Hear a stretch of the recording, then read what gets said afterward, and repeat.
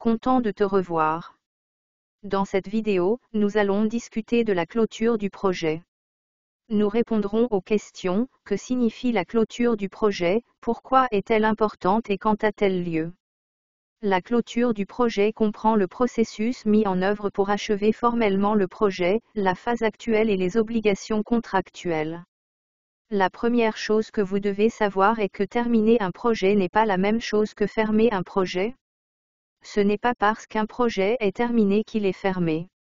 Dans un restaurant, ce n'est pas parce que vous avez commandé votre repas et que vous l'avez terminé que votre expérience culinaire est terminée. Vous devez payer la facture avant de partir. C'est la même idée avec les projets. Que faut-il réellement pour qu'un projet soit clôturé? Il y a 3 critères qui composent la clôture d'un projet. Vous voudrez vous assurer que tout le travail est fait. Assurez-vous que les processus de gestion de projet convenus sont exécutés et obtenez la reconnaissance formelle des parties prenantes que le projet est terminé.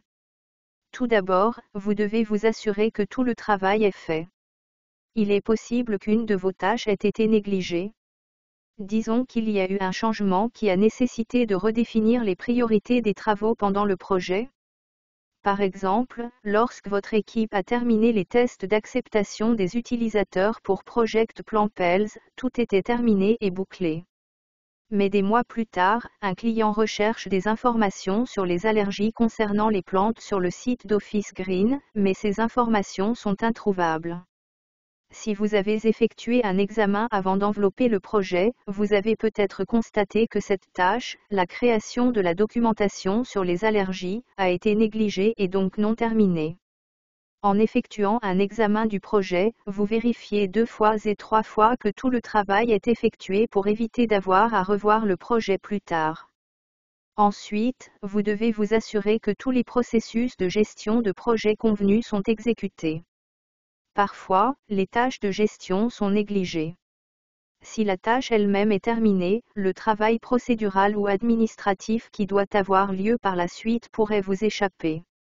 Un exemple pourrait être de faire signer et traiter des contrats. Cela fait peut-être des mois que le projet a été achevé, mais lorsque vous revoyez le contrat avec votre fournisseur d'installation, vous vous rendez compte qu'aucun de vous n'a fini par le signer. Il s'agit d'un faux pas crucial qui rend les 2 parties vulnérables, et qui se produit maintenant bien après le lancement officiel des nouveaux services. Enfin, vous aurez besoin d'une reconnaissance formelle et d'un accord que le projet est achevé par les principales parties prenantes. Si vous n'avez pas l'approbation formelle de toutes les parties prenantes qu'un projet est terminé, certaines parties prenantes peuvent toujours demander des ajustements au projet car elles penseront qu'il est toujours actif. Cela peut affecter divers membres de votre équipe. Par exemple, si les développeurs web sous contrat d'Office Green pensent que le projet est toujours actif, ils peuvent encore consacrer du temps et même facturer des heures de travail à ce projet, ce qui signifie un gaspillage d'argent pour Office Green. De la même manière que toutes les phases précédentes du processus, telles que l'initiation, la planification, l'exécution, la surveillance et le contrôle, servent un objectif, la clôture sert son propre objectif, tout aussi important. La clôture d'un projet est importante car elle garantit que rien n'est passé entre les mailles du filet. Si un projet n'est pas clôturé, les efforts, le temps et la crédibilité de votre équipe peuvent être affectés négativement. Pour éviter les impacts négatifs sur votre équipe, il existe différents types de projets que vous voudrez connaître et éviter. Ce sont le projet sans fin et le projet abandonné. Le projet sans fin existe lorsque, pour une raison quelconque, les livrables et les tâches du projet ne peuvent pas être achevées.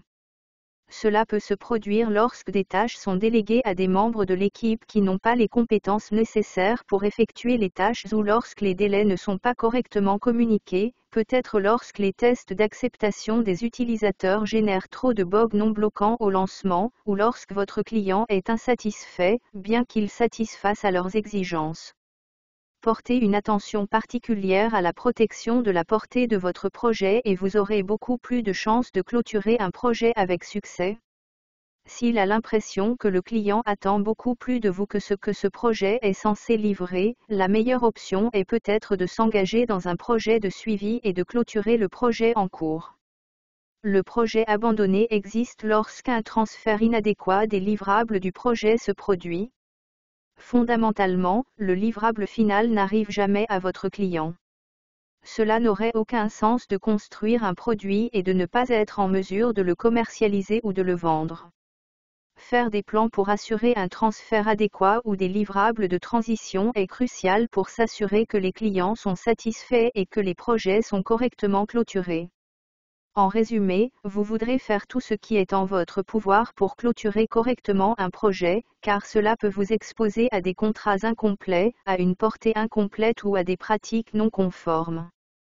Dans la vidéo suivante, nous discuterons des étapes nécessaires incluses dans un processus de clôture complet pour les clients et les parties prenantes.